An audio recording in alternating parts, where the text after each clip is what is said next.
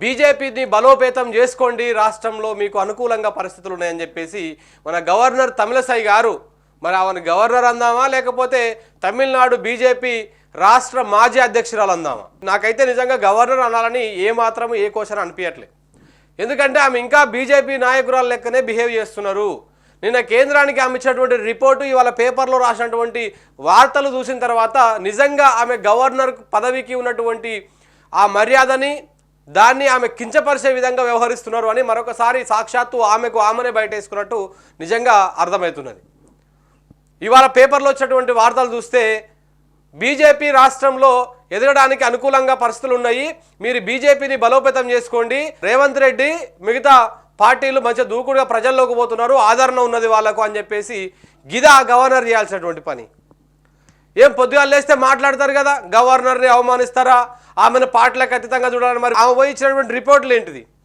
తెలంగాణ ఏ విధంగా ముందుకు పోతున్నది, తెలంగాణకి ఏం కావాలి, నువ్వు పాలనాపరమైనటువంటి నిర్ణయాలు లేకపోతే పాలనాపరమైనటువంటి విషయాలని కేంద్రానికి నివేదించాలి. కానీ మీరెళ్ళి ఇక్కడ రాష్ట్రంలో బీజేపీకి అనుకూల పరిస్థితులు ఉన్నాయి, మీరు బీజేపీని బిల్డ్ చేసుకోండి, నేనాడ కూర్చొని రాజకీయం చేస్తా రాజ్భవన్లో కూర్చొని గిది. తెలంగాణ ప్రజలారా ఒకసారి అర్థం చేసుకోండి. ఇవాళ ఆంధ్రజ్యోతి పేపర్ నుంచి నేను పేపర్ అనాలిసిస్ స్టార్ట్ చేస్తా.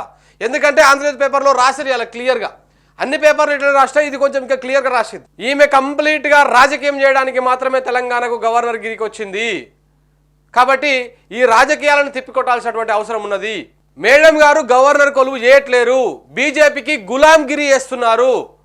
ఇవాళ మేము ఆ వీడియో కూడా పెట్టినాం, డిస్క్రిప్షన్లో పెట్టిరా లింక్, లైవ్ డిస్క్రిప్షన్లో లింక్ ఉన్నది.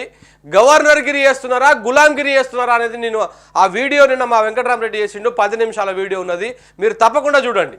సో ఇక వార్తల్లోకి పోదాం. మేడం గారు ఏం చెప్పారు ఏం చేసిరు అనేది మీకు క్లియర్గా చదివి వినిపించే ప్రయత్నం చేస్తా. ఇవాళ ఆంధ్రజ్యోతి నుంచి నేను పేపర్ అనాలిసిస్ స్టార్ట్ చేస్తా. ఒక్కసారి ఆంధ్రజ్యోతికి పోతే, నేను తలుచుకుంటే ప్రభుత్వం పడిపోయేది, బడ్జెట్ సమావేశాలకు అనుమతి ఇవ్వకుండా 15 రోజులు పెండింగ్ పెడితే అసెంబ్లీ రద్దు అయ్యేది. చేయాల్సి ఉండే, మరి ఎందుకు చేయలేదండి గవర్నర్ గారు? ఎందుకు చేయలేదండి తమిళనాడు బీజేపీ మాజీ అధ్యక్షురాలు? ఎందుకు చేయలేదండి? మీరు చేయాల్సి ఉండే, అసెంబ్లీని రద్దు చేయాల్సి ఉండే. తెలంగాణ ప్రజలు తీర్పు ఎట్లుంటాడో మీకు అర్థమవుతుండే, ప్రజలు రాజ్భవన్ మీద తిరగబడే రోజులు కూడా వస్తుండే. ఏం తమాషా ఉన్నదా ప్రజాస్వామ్యంలో? గవర్నర్గా ఉండి ప్రజలు అనుకున్నటువంటి ప్రభుత్వాన్ని రద్దు చేద్దామని చూస్తావు అన్నమాట నువ్వు. మీ కుట్ర అట్లా ఉందన్నమాట.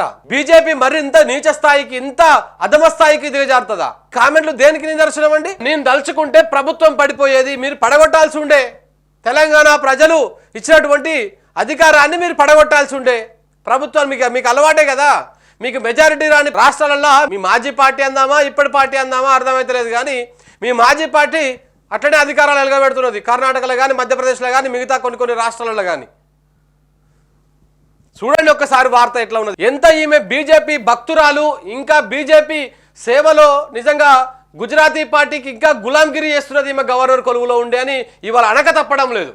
నిజంగా తెలంగాణ బిడ్డగా, తెలంగాణ ప్రజలు అర్థం చేసుకోవాల్సినటువంటి విషయం ఏంటంటే, నాడు మనం సమైక్యాంధ్రంలో ఎట్లయితే కొట్లాడినామో నేడు గుజరాతీల మీద కూడా కొట్లాడాల్సినటువంటి అవసరం వస్తున్నది. ఈ గుజరాత్ పార్టీల మీద, మనం గుజరాత్ వ్యక్తులకు మనం వ్యతిరేకం కాదు, కానీ ఈ గుజరాతీ పార్టీ తెలంగాణను క్యాప్చర్ చేసి దాన్ని కబంధ హస్తాల్లోకి తీసుకోవాలనే ప్రయత్నము విజయవంతంగా చేస్తున్నది. సో దానికి ఇక్కడ గవర్నర్గా తాడు బొంగరం లేనటువంటి ఆ తమిళనాడులో ఏ విధంగా కొసగానటువంటి రాష్ట్ర అధ్యక్షురాలను తీసుకొచ్చి మనకు గవర్నర్గా పెట్టి, ఓవైపు ఈవెన్ పెట్టి రాజకీయం చేయడము, మరోవైపు ఎస్టాబ్లిష్ అయినటువంటి వ్యవసాయాన్ని సర్వనాశనం చేయడము. తెలంగాణ ప్రజలారా ఒక్కసారి మీరు ఆలోచించండి, ఎక్కడ ఏం జరుగుతున్నది, ఎవరు తప్పు చేస్తున్నారు, ఎవరు రాజకీయంగా ఎదగడానికి ఇలాంటి నీచ బుద్ధితోటి రాజకీయాలు చేస్తున్నారు అనేది మీరే ఒకసారి అర్థం చేసుకోవాల్సినటువంటి అవసరం వచ్చినది. ఒక్కసారి చూడండి వార్త అవుతా. నేను ఇంకా, ఎన్నికైన ప్రభుత్వాన్ని పడగొట్టడం నాకు ఇష్టం లేదు, కనీస మర్యాద కూడా లేని ముఖ్యమంత్రి కేసీఆర్ నా తల్లి మరణిస్తే పరామర్శగా పలకరించలేదు, ప్రధాని హైదరాబాద్కు వస్తే స్వాగతం పలకలేదు, జన్మదిన శుభాకాంక్షలు చెప్పినా స్పందించలేదు, మేడారం యాదాద్రిలో ప్రోటోకాల్ పాటించలేదు, బీజేపీ ప్రతినిధిగా యాదాద్రికి వెళ్ళానని అంటారా? ఇక ఢిల్లీలో విలేకరులతో ఇష్టాగోష్ఠిలో తమిళసై కేటీఆర్ను సీఎం చేయాల్సి వస్తుందేమోననే రాజ్భవన్తో వివాదం పెట్టుకున్నారని వ్యాఖ్య. ఒక్కసారి మీరు ఇది చూడాల్సినటువంటి విషయము. ఈమె ఏమైనా రిపోర్ట్లు ఇవ్వాలంటే సరే, ప్రోటోకాలు పాటించలేదని నువ్వు కేంద్ర హోంశాఖకు ఫిర్యాదు చేయొచ్చు, వాళ్ళకు రిపోర్ట్ ఇవ్వచ్చు, అన్ని ఇవ్వచ్చు. కానీ ప్రధాని హైదరాబాద్ వస్తే స్వాగతం పలకలేదు. ఇది మెయిన్ గడ్జు. ప్రధాని అంటే బీజేపీ నాయకుడు. బీజేపీ నాయకుడు వస్తే ఈ మాజీ బీజేపీ నాయకురాలకి బాధ అయింది. నువ్వెందుకు స్వాగతం పలకలేదు? మరి అదే ప్రధాని హైదరాబాద్ వచ్చినప్పుడు మీ ముఖ్యమంత్రి రావాల్సినటువంటి అవసరం లేదన్నప్పుడు మీ కళ్ళు ఎక్కడ పోయినాయి మేడం? ఎక్కడ పోయినాయి మీకు? మీరు ఎందుకు ఆయన మాట్లాడలేదు? మీరు ఒక రాష్ట్రానికి వచ్చి ముఖ్యమంత్రికి కనీసం ఆహ్వానం ఉండదా? మీరు ప్రోటోకాల్ పాటించరా అని చెప్పేసి. భారత్ బయోటెక్ వచ్చినప్పుడు ఎందుకు మరి ముఖ్యమంత్రి రావాల్సిన అవసరం లేదని స్పెషల్గా రాసిరు. అందులో ఆయన మనకి ఇవన్నీ కనపడలే. ఒక రాష్ట్ర ముఖ్యమంత్రిని రావాల్సిన అవసరం లేదు మీరు అని చెప్పేసి ఆ రోజు ప్రధాని రాకను ఎట్లా మీరు ఓన్లీ ఆయన ప్రధాని ఒక్కడే వచ్చిండు ప్రోటోకాల్ పాటించకుండా, అది కనపడలే మనకు. ఇక్కడ రాజకీయంగా ఒక ప్రైవేటు కార్యక్రమానికి కేసీఆర్ పోయి దాన్ని ప్రోటోకాల్ పాటించలేదని చెప్పేసి నువ్వు ఇవాళ ఇంత బాధపడుతున్నావు. మాజీ బీజేపీ అధ్యక్షురాల, తమిళనాడు రాష్ట్ర అధ్యక్షురాల. ఇక వార్త చదివితే మొత్తం చాలా అద్భుతంగా ఉంటుంది. ఇంకా గత 10 నెలలుగా సీఎం రాజ్భవన్ కు రావడం లేదు, నేను ఆసుపత్రులను సందర్శించడము, ఎమ్మెల్సీ పదవికి కౌశిక్ రెడ్డి అభ్యర్థిత్వాన్ని ఆమోదించకపోవడం వంటి కారణాలతో ప్రభుత్వ వర్గాలు ఇలా వ్యవహరిస్తున్నాయి. గణతంత్ర దినోత్సవం సందర్భంగా గవర్నర్ ప్రసంగించాల్సి ఉంటుంది కాబట్టి ప్రతి కోసం ప్రభుత్వాన్ని సంప్రదించినా స్పందించలేదు. దాంతో నా ప్రసంగం నేనే తయారు చేసుకున్నాను. ఇంకా చాలా చేసుకోవాల్సి ఉంటుంది. మీరు ఇంకా చాలా చేసుకోవాల్సి ఉంటుంది. ఇంకొక సంవత్సరంన్నరే ఉంటుంది గవర్నమెంట్. సో ఆ లోపల తెలంగాణ ప్రజలకు మీ నిజ స్వరూపం ఏందో ఇప్పటికి మీరే చూపించుకుంటున్నారు. ఇంకా చూడాల్సి ఉంటుంది ప్రజలు కూడా. కాబట్టి ఇక్కడ ఒక మాట అన్నారు, కనీస మర్యాద కూడా లేని ముఖ్యమంత్రి కేసీఆర్. మనం కేసీఆర్ వెనకేసుకురావాల్సిన అవసరం లేదు. ఇలా ముఖ్యమంత్రి పోస్ట్ గురించి మాట్లాడుతున్నారు కాబట్టి మనం ఇలా మాట్లాడుతున్నాం. 10 సంవత్సరాల పాటు ఉమ్మడి రాష్ట్రంతో పాటు ప్రత్యేక రాష్ట్రంలో కూడా గవర్నర్ గిరి చేసినటువంటి నరసింహన్ గారిని ఒకసారి చూడండి మీరు. ఆయనకు ఎలాంటి మర్యాదలు ఇచ్చింది, ఆయనకు ఎట్లా తెలంగాణ ప్రభుత్వము, తెలంగాణ ప్రజలు ఆయనకు ఎట్లా ఆరాధించారు అనేది ఒక్కసారి మీరు చూడండి.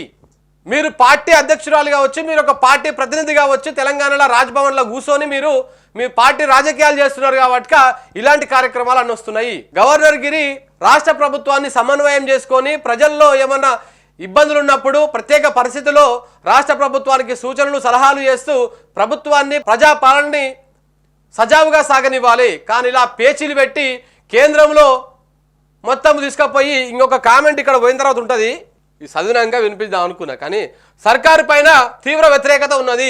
రిపోర్టు ఆమె ఇచ్చినటువంటి రిపోర్ట్లు చూడండి. ఇప్పుడు ఆమె ఏమి ఇవ్వాలి రిపోర్టు? దేని గురించి ఇవ్వాలి రిపోర్టు? ప్రజా సంక్షేమం గురించి, పథకాల గురించి, లేకపోతే తెలంగాణ రాష్ట్రానికి ఏమైనా కావాలి దాని గురించి ఇవ్వాలన్నా? సర్కారు పైన తీవ్ర వ్యతిరేకత ఉన్నది. విద్యా వైద్యం పైన ప్రభుత్వ నిర్లక్ష్యం, క్షేత్రస్థాయిలో బీజేపీ పుంజుకోవాలి. ఇక మరి ఇప్పుడు ఆమె క్షేత్రస్థాయిలో బీజేపీ పుంజుకోవాలి. రేవంత్ ప్రజలను ఆకట్టుకుంటున్నారు. మోదీ అమిత్ షాకు గవర్నర్ రిపోర్ట్. ఒక్కసారి తెలంగాణ ప్రజలారా మీరు ఒక్కసారి అర్థం చేసుకోండి, ఈమె గవర్నరా లేకపోతే బీజేపీ నాయకురాలా? ఇప్పటికైనా మీరు అర్థం చేసుకోండి.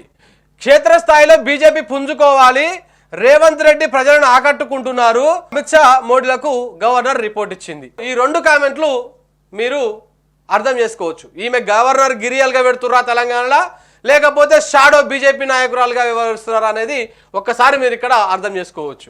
క్షేత్రస్థాయిలో బీజేపీ పుంజుకోవాలి. గవర్నర్ అనాల్సినటువంటి వ్యాఖ్యలేనా ఇవి? బీజేపీ పుంజుకోవాలని పోయి రిపోర్ట్ ఇస్తారా? పార్టీ అధ్యక్షురాలు పదవి చేస్తున్నారా? ప్రజల సొమ్ము తినుకుంటా రాజ్భవన్లో కూర్చొని నీ బీజేపీ పార్టీ కోసం పనిచేస్తున్నావా తెలంగాణకు వచ్చి? ఇదేం గవర్నర్ కొలువండి? ఇదెక్కడి దౌర్భాగ్యం అండి తెలంగాణకు? ప్రజల సొమ్ము తినుకుంటా, ప్రజలు ఇచ్చినటువంటి పన్నులు తినుకుంటా రాజ్భవన్లో కూర్చొని మీరు బీజేపీ క్షేత్రస్థాయిలో పుంజుకోవాలనే రిపోర్ట్ ఇస్తారా కేంద్రానికి? ఎవరు బీజేపీ? ఎక్కడి బీజేపీ? ఏంది బీజేపీ? అసలు ఏంది మీ కథ ఏంది? ఇది తెలంగాణ ప్రజలారా మీరు అర్థం చేసుకోండి. బీజేపీ ఎట్లా తెలంగాణని క్యాప్చర్ చేయాలని చూస్తున్నది, ఎన్ని విధాలుగా ఇబ్బంది పెట్టాలని చూస్తున్నది. నేను ఇప్పటికే గతంలో ఇలా మార్నింగ్ మీకు ఇంట్రడక్షన్లు కూడా అదే పెట్టిన, గుజరాత్ వాడు వస్తున్నాడు జాగ్రత్త తెలంగాణోడా అని.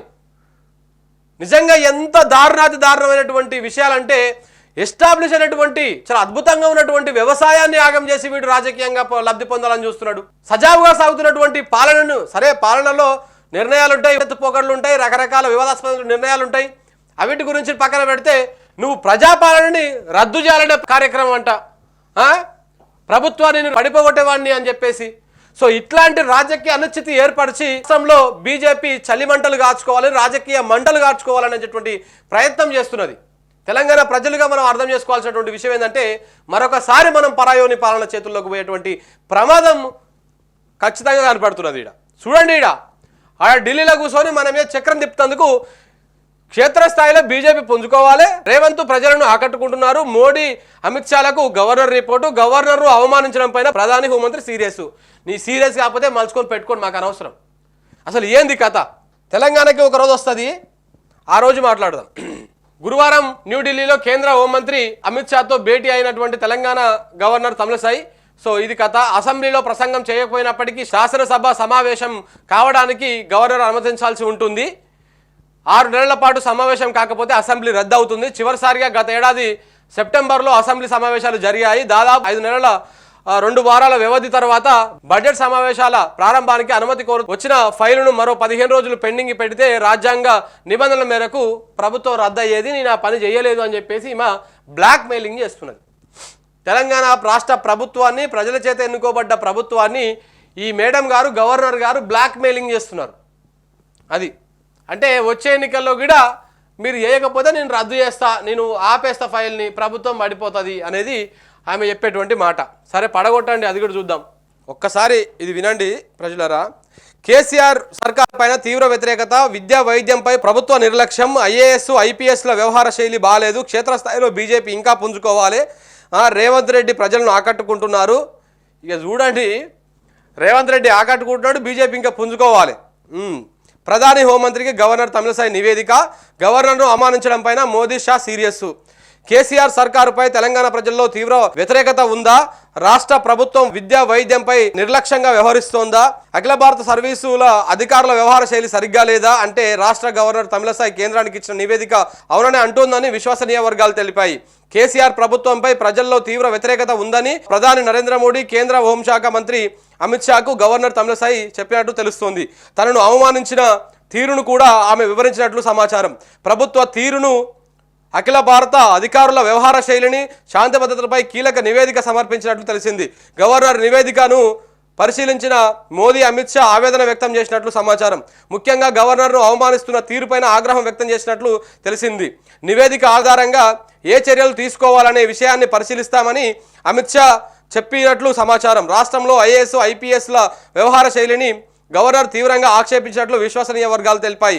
ప్రోటోకాల్ను పాటించకపోవడం, రాజ్ భవన్ నిర్వహించే అధికార కార్యక్రమాలకు రాకపోవడం, జిల్లాల్లో గవర్నర్ పర్యటన సమయంలో కలెక్టర్లు, ఎస్పీలు పాల్గొనకపోవడం తెలిసింది. ప్రభుత్వ ప్రధాన కార్యదర్శి, డీజీపీ కూడా పద్ధతులు పాటించడం లేదని ఫిర్యాదులు చేసినట్లు సమాచారం. డ్రగ్స్ అంశంపైన నివేదిక ఇచ్చినట్లు తెలిసింది. ప్రధానంగా విద్యా వైద్య రంగాలను రాష్ట్ర ప్రభుత్వం విస్మరిస్తోందంటూ గవర్నర్ నివేదికలో పేర్కొన్నట్టు సమాచారం. ఇటీవల ఎంజీఎం ఆసుపత్రిలో ఎలుకలు కొరికిన వ్యక్తి మరణించిన విషయాన్ని ప్రస్తావించినట్లు తెలిసింది. రాష్ట్రంలోని ప్రభుత్వ ఆసుపత్రుల్లో కనీస మౌలిక సదుపాయాలు లేవని, ఆ దిశగా ప్రభుత్వం చర్యలు చేపట్టడం లేదని వివరించడంతో పాటు ఆయా ఆసుపత్రులు సందర్శించినప్పుడు తనకు ఎదురైన అనుభవాలను నివేదికలో పొందుపరిచినట్లు సమాచారం. వైద్య శాఖలో భారీ సంఖ్యలో ఉన్నటువంటి ఖాళీలను భర్తీ చేయడంలో ప్రభుత్వం తాత్సారం చేస్తోందని, ఆసుపత్రులను మెరుగుపరచడానికి, మౌలిక సదుపాయాల కల్పనకు ఎన్ని సూచనలు చేసినా పట్టించుకోవడం లేదని పేర్కొన్నట్లు సమాచారం. సో మరోవైపు రాష్ట్ర ఉన్నత విద్యా వ్యవస్థ పూర్తి స్థాయిలో నిర్వీర్యమైపోయిందని నివేదికలో ప్రస్తావించినట్లు తెలిసింది. రాష్ట్రంలో 14 ప్రభుత్వ యూనివర్సిటీలు ఉండగా వాటి ప్రమాణాలను సూచి పేలవంగా ఉందని తెలిపినట్లు సమాచారం.